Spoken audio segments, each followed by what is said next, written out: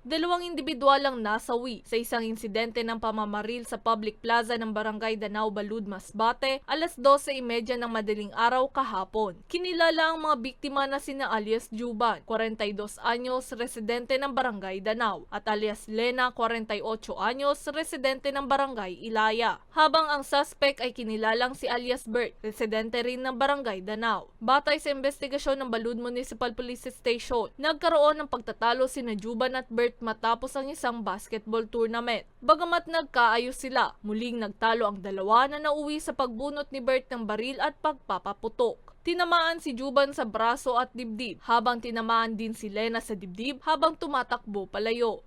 Sabi na is for personal safety lang daw. Pero hindi niya akalain na siyempre sa bugso ng damdamin, hindi niya na-control. Yung dapat na pang self-defense niya is nagamit niya sa pagpatay. Nakatakas ang suspect matapos ang insidente, ngunit nagpa siya ring sumuko sa pulisya bandang alas 9:30 ng gabi ng parehong araw. Hindi na na-recover ang baril na ginamit na sinasabing nahulog umano ng suspect sa dagat.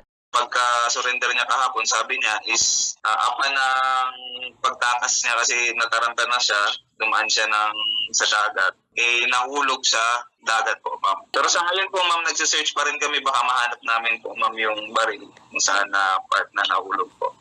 Desidido naman ang pamilya ng mga biktima na magsampa ng kaso laban sa suspect na kasalukuyang nasa kustodiya ng Balud MPS at mahaharap sa kasong murder. Para sa mga balitang tatak, Bicol, May Insinares.